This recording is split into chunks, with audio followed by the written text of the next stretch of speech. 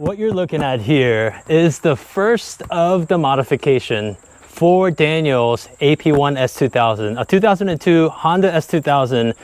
And you know, that used to be my old car, and Daniel is the lucky owner of a very low mileage new Formula Red S2000, and he's owned it for a number of years now. But I used to have lowering springs on there, and the ride was very bouncy. So Daniel said, if I'm gonna do this and lower the car, I want it to be not just low, but to drive properly, like an S2000 should. That's one of the things that S2000s are known for. And let's open and see what Daniel has bought here. It feels very expensive by weight.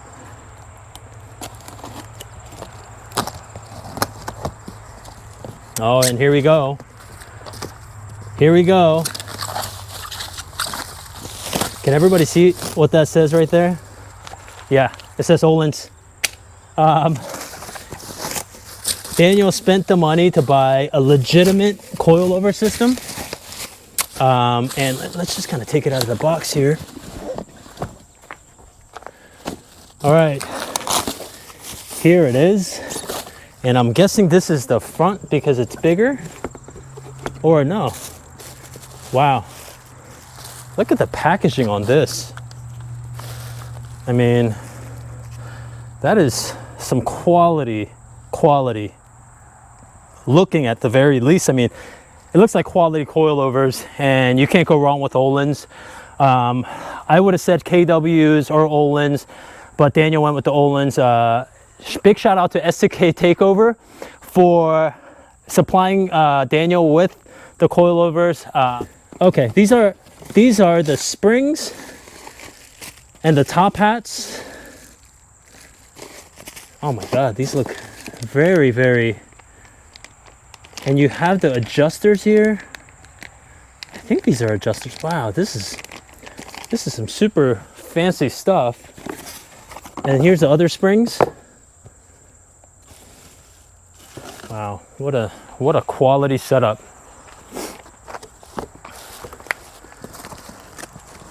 I'm gonna just lift it so that Daniel can safely put this right back into his box before he takes it home. But we just want to show you guys what the Ohlins kind of look like. They look amazing. Just look at the quality. I'm just going to take one of these out and show you guys a close-up. But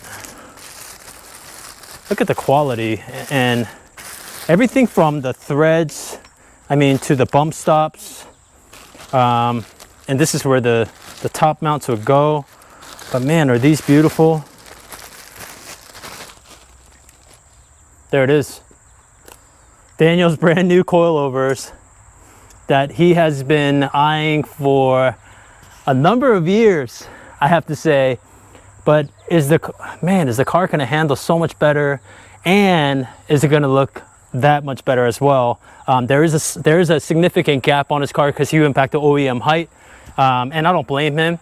But these are going to make the car not only look good, but it's going to handle so much better. I mean, quality. Congratulations to Daniel. We'll bring you that content when we install it on his car. And Daniel has plans to make it a, you know, even though it's a garage queen, and rightfully so, right? It's a garage queen, but he's going to take it on the track. S2000 is one of those cars, probably one of the best kind of track cars because of the lightweight. Even though it's a convertible, the X frame, it just makes the car handle like it's on rails, and that transmission is probably second to none.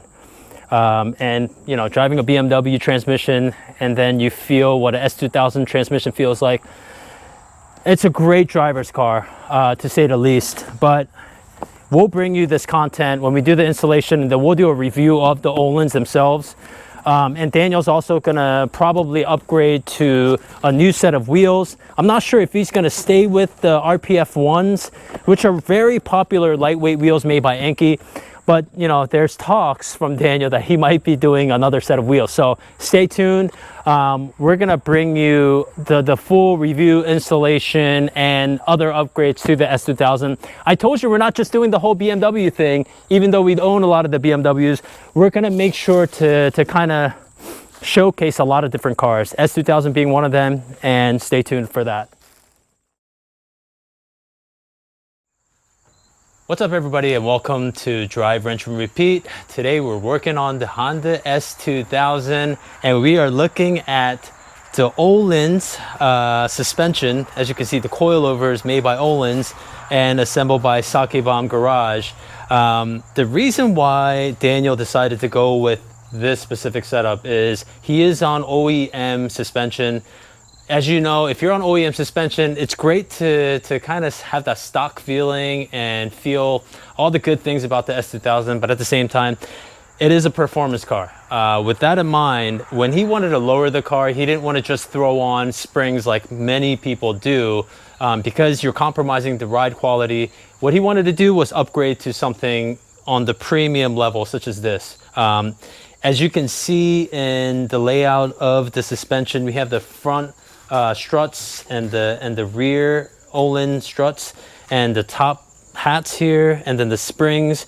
Obviously, this is a complete kit from Öhlins, very high quality, and we haven't obviously we haven't tested out the ride quality yet. But what we wanted to kind of show you guys today is the assembly process, right? We have the instructions from Sakebomb and how to kind of install this onto the car. Luckily enough, I've owned the S2000, that exact same S2000, which is now Daniel's car. And we're gonna start the assembly process of this, and then we're gonna install it on the car. So stay tuned and let's get started. So as you can see, this coilover system, you can lower it by doing this, right? And then you basically lock that in. But as you go higher into the body itself, that's where it kind of bottoms out. So that would be the lowest point, and you would basically just lock that in. Okay, you don't have to go crazy with this. Just keep in mind that the pressure of the car will basically help it basically lock tighter and tighter. So with these spanner wrenches, don't try to, you know, get it too tight. It will stay put. So obviously the longer, as you can see, the longer the upper piece of it, right, the travel of it, you're gonna see that the front is gonna have the higher, the bigger, right, the bigger length springs, and that's what's gonna go on. And we do have the manual, and we're gonna first have to take off the adjuster, okay? And to do that, what we wanna do is get your wrenches,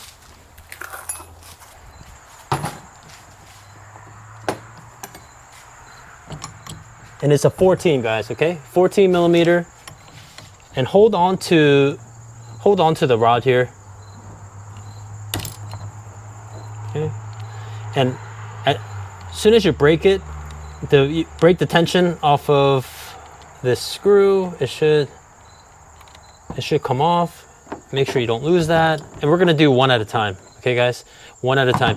And as you can see, the gold part is what really adjusts it, right? This part is what screws on. So remember that. If you keep spinning this, you're basically adjusting the rebound of the struts. You're not really taking the nut off. So just keep that in mind.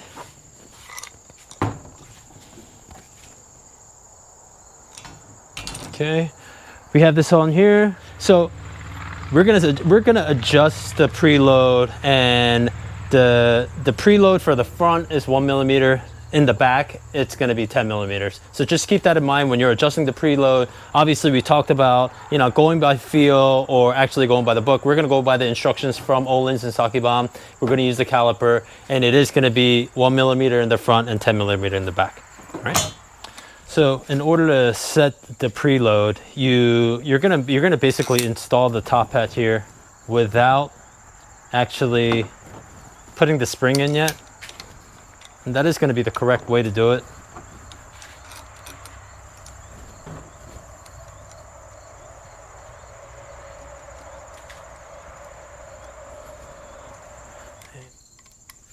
And this is a 17mm nut on top, just so you guys are aware.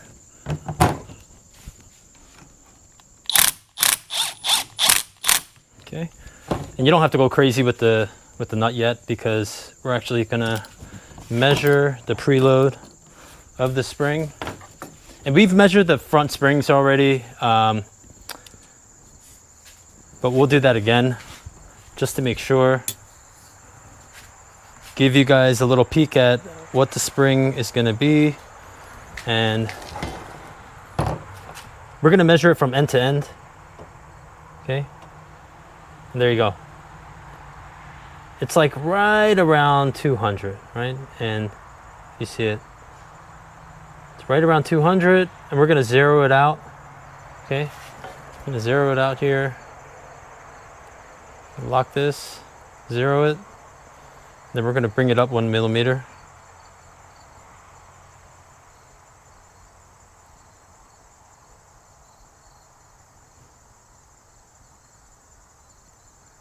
There we go, perfect. Okay. So this actually needs to go down more.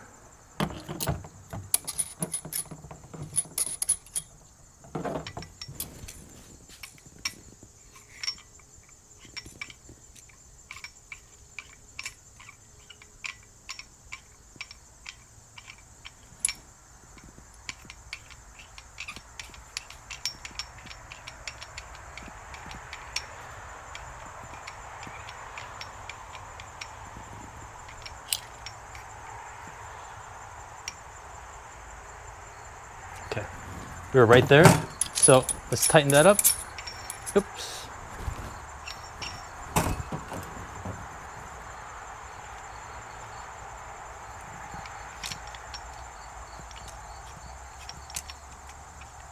Okay, there it is.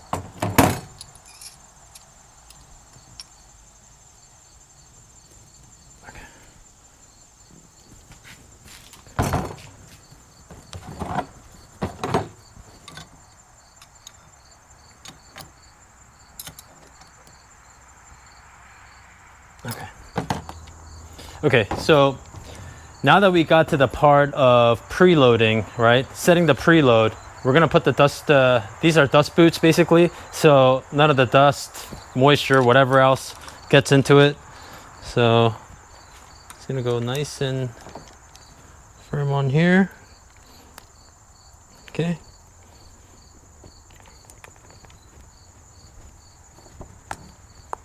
Don't rip it, but obviously you wanna be somewhat gentle with it.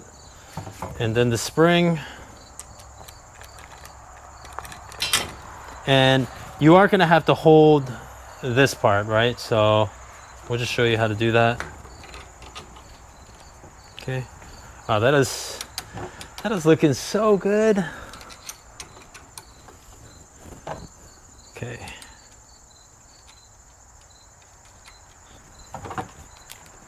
Okay.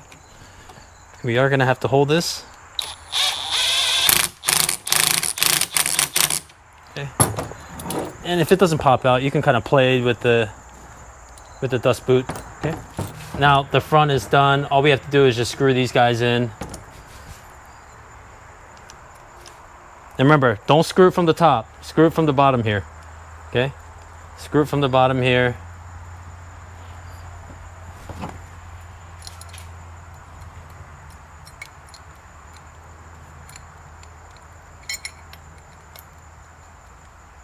Okay, that is on there.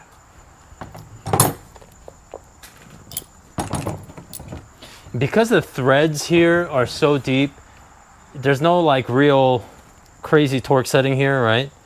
You want it to just basically sit. Okay.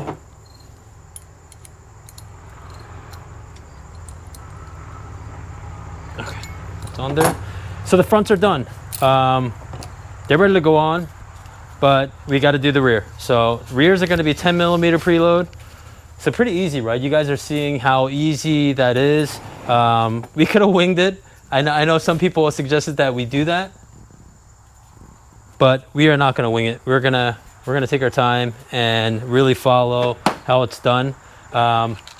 So let's start with the back. So same thing for the back. There's nothing different here except that the size of the bearing spacer is shorter in the back and the springs are going to be shorter in the back.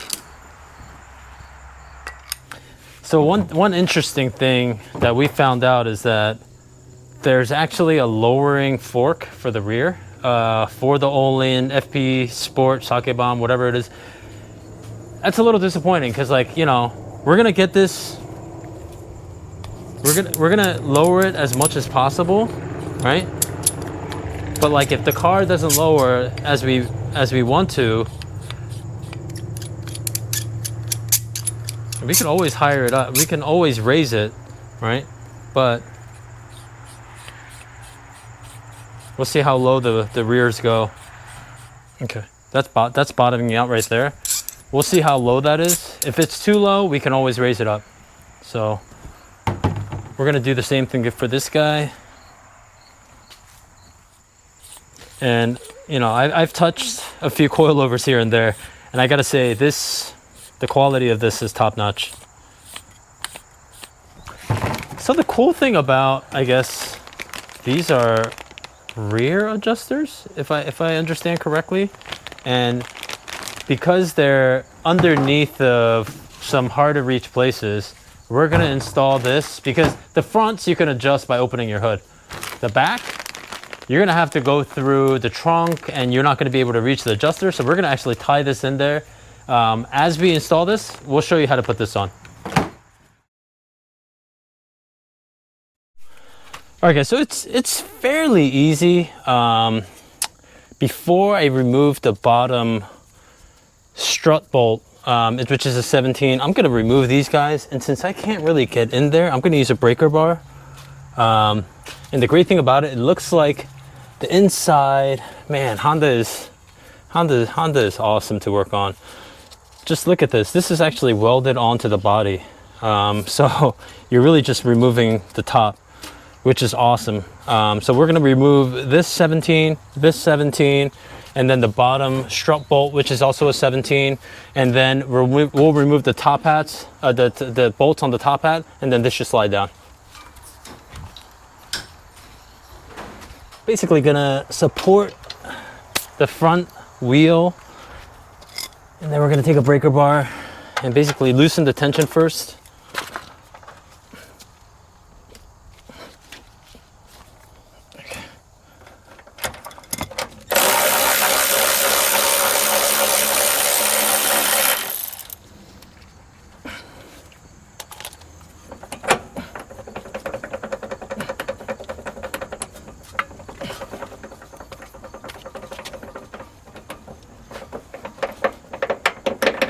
Okay, so you can tell Honda engineering, man, I'm impressed. You can tell the sleeves that basically slide in and the threads, and like I said before, the locking nut is actually welded onto the body. Okay, and then there's another one. So basically you're loosening the upper control arm, and there is tension on this, so you are going to fight it a little bit. Just keep in mind. And you're not going to be able to fit an impact on here, and I wouldn't even try.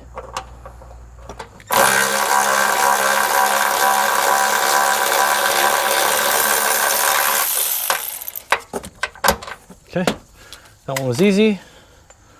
And then the bottom. So we can fit an impact on here, and that's exactly what we're gonna do. Okay, so 19 and a 17, guys, okay?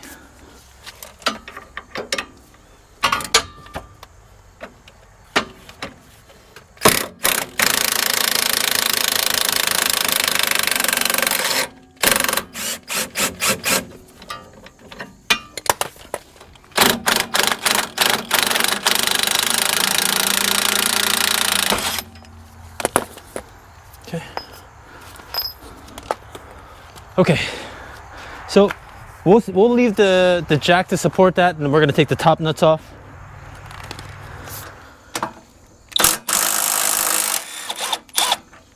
And you're gonna have to reuse this, so don't lose that.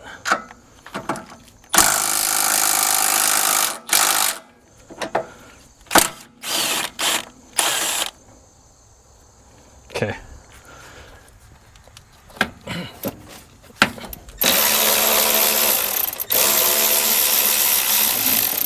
Okay.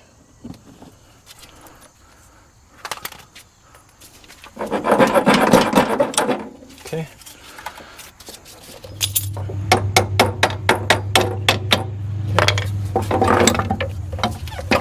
And there it is. Here's your OEM front strut. Hold on, let me measure this first with the OEM. Oh, that's gonna be low. Real low. That does look very low. How low was it already? It wasn't low at all. Yeah.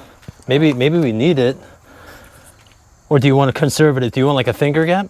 Yeah, about a finger gap. Yeah. Okay. Okay.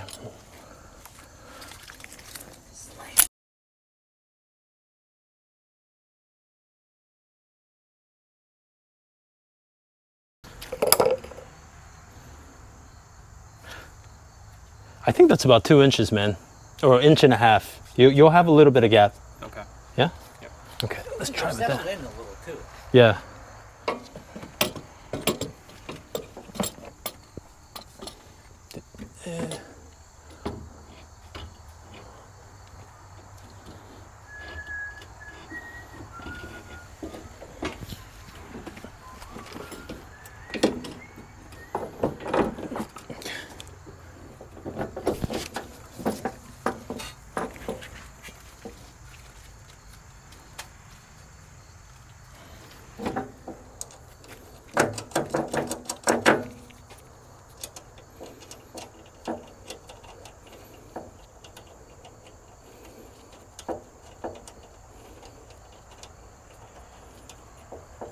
The bolts that they gave us, are they for these? No.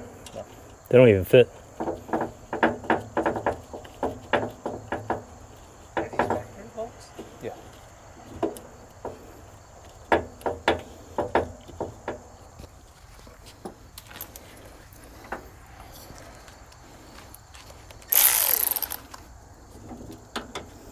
Nope, that's not it.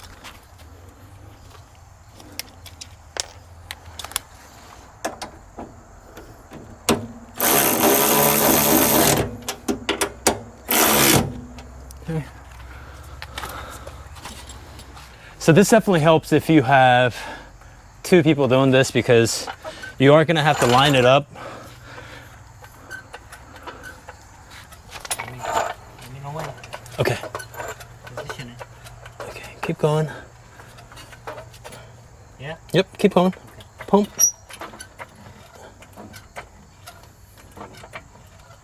Keep going. Keep going, keep going. Keep going, yep. Keep going. Keep going. Okay, stop. Okay, we're good. We're good there. You need So, tension released. we'll do. So, Sakebomb, Ohlins, they come with these bolts. We were wondering what these were because the OEM struts actually have this built in. You see this 19, whatever it is. You didn't even need to put a bolt, a wrench on this because it's welded in. Just keep that in mind. We were looking for where this nut was. Yeah, it's part of the OEM setup. So the nylon locking nuts are for the struts.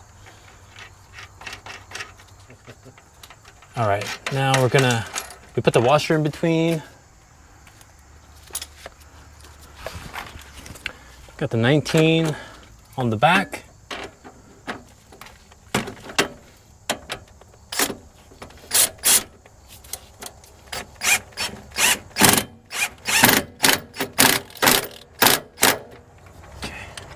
Gonna leave that on there for now. We'll torque everything down afterwards. If you can give us some pumps here. I think this is gonna be a little bit tricky. You want me to go? Yep. Okay, hold on one second. Yep. So I think we have plenty of clearance here. We just need to kind of push.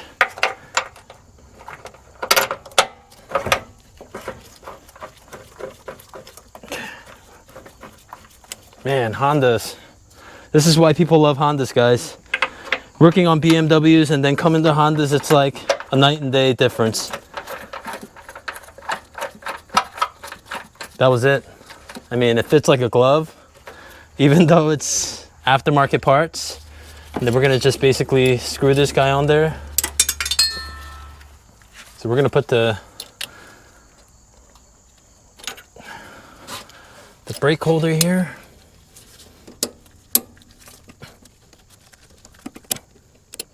Okay.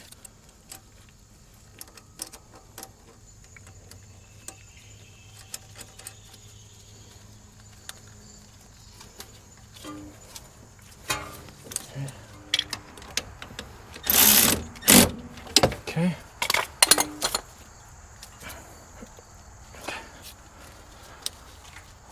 That is on there. This guy, I think, is ready to go. What we do want to kind of configure is the actual height of the car. So what we're going to do is put the wheel back on. We're going to jack the wheel up and see how the height is affected. And then we're going to do the same thing for the other side.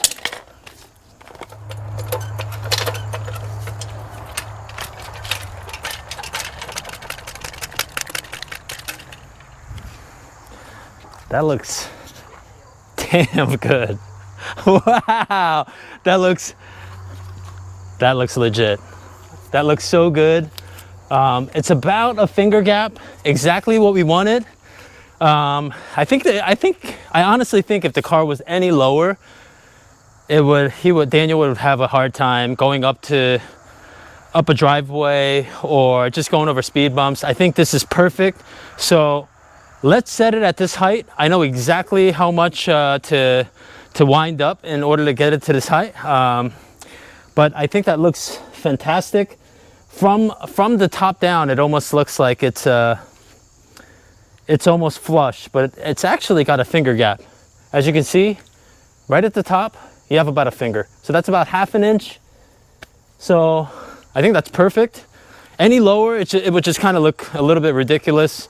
And like I said, the drivability would definitely be affected. So let's keep it at this height, Daniel. I think it looks awesome the way it is. All right, you just saw the front. That was easy as it gets for coilovers. We are gonna tackle the back. The back is about the same, except the driver's side, you're gonna have to unloosen the fuel line, basically the fuel inlet around the fuel cap. You're gonna have 3 bolts that you unloosen. You're gonna move that out of the way. You're gonna slink it out of the way to get access to the rear shock tower bolts. So very, very similar. As you can see, if you look over here, obviously the rear strut is pointing to about here. So we're gonna have to get through some of the carpet. But again, 17, 17, and then this should swing out of the way, and then it should release after we remove this 17. So again, very simple process for the rears, but we're gonna get to the trunk and remove some of the carpeting so we can have access to the top shock bolts.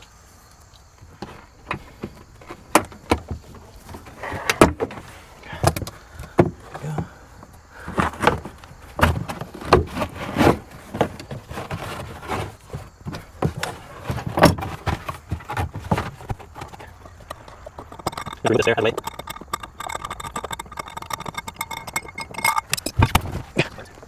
There's a shock bolt.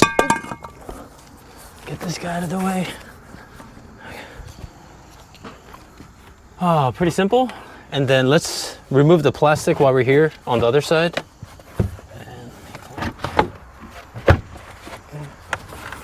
So we see it, right? We see where we need to remove it. And so there's 3 that looks like either 8mm or 10mm bolts. We're gonna have to unloosen this and then get that out of the way, and then we should be able to get that. What I'm gonna do is put some shop towel inside, just so no debris gets in there. We'll just leave it like so.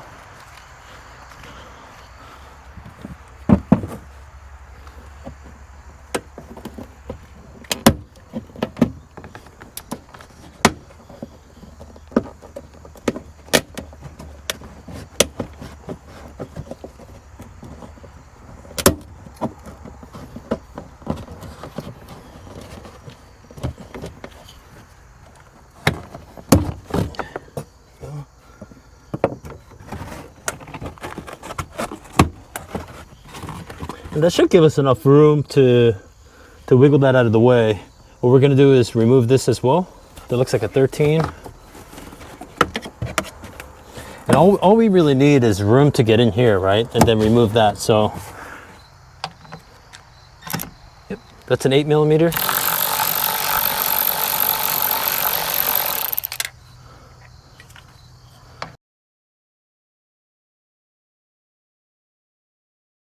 That's a 10mm, guys.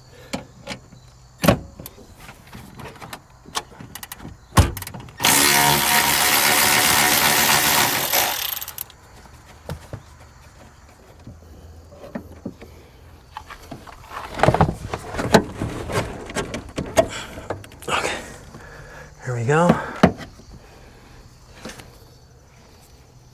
1, 2. And we don't need to completely get it out of the way. All we want to do is basically reach the bolts and we're there. So, all right guys, so we're gonna get to it and release some of the tension off of the bottom.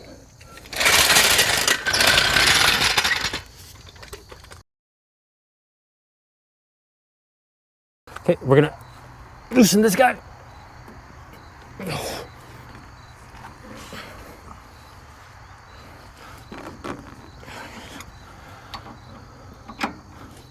Okay, that's loose. I'm gonna leave that for now. So the back is actually really much simpler because the A arm, right, doesn't really hold the strut, or it's not in the way. All we're gonna do is actually release this.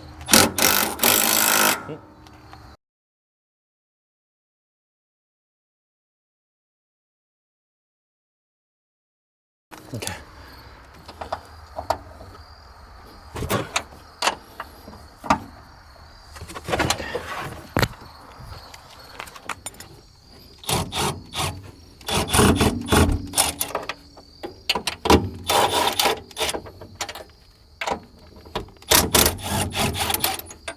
Okay.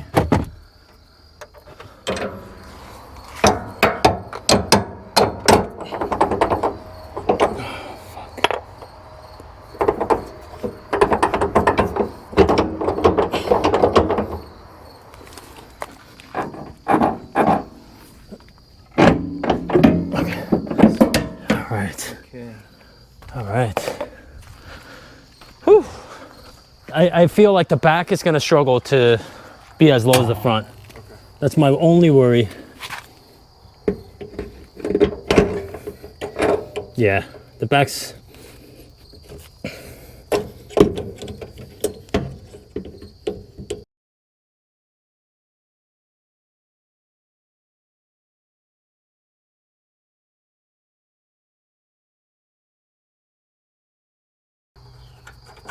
Okay, and this is the same 19 and the 17.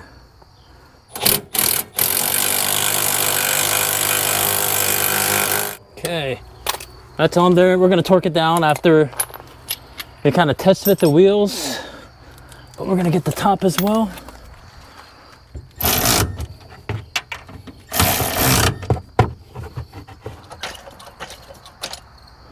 You know what? We just have to lower the car after we do it. Lower the car after we do it? Yeah, because I hope that's not the lowest it goes. This? Yeah, I don't think it is, but I think the shocks are so much So much stiffer? Yeah.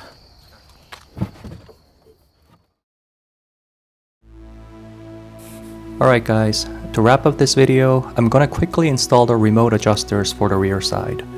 Like Aiden mentioned, the rear adjusters are impossible to reach unless you remove the carpet, and no one wants to do that every time you want to adjust the dampers. With these, you won't have to worry about that. The installation is pretty easy. You just need to mount this silver end to the original adjuster and use the Allen wrench supplied to tighten it down. And I gotta say, after using it for a while, this thing is an absolute necessity. The only complaint that I have is that the tactile feedback is somewhat tricky, and I often have to close my eyes when turning the dial to feel the clicks. On several occasions, I had to reset and restart because I wasn't sure if what I felt was an actual click or just my imagination. Now you may be wondering, do the rebounds actually make a difference? No question, they absolutely do. Between the stiff and soft settings, I couldn't believe I was driving the same car. I don't know how they're doing it, nor am I going to try to understand it, but the engineering behind just a few clicks completely transforming the car was very impressive. To end this video, I'll quickly touch upon the cost. This piece is without a doubt the most expensive upgrade I've made to any car that I've owned. When you spend this much, you have to ask yourself, was it worth it? When something costs in excess of $3 grand, I'm never gonna say it was worth every penny.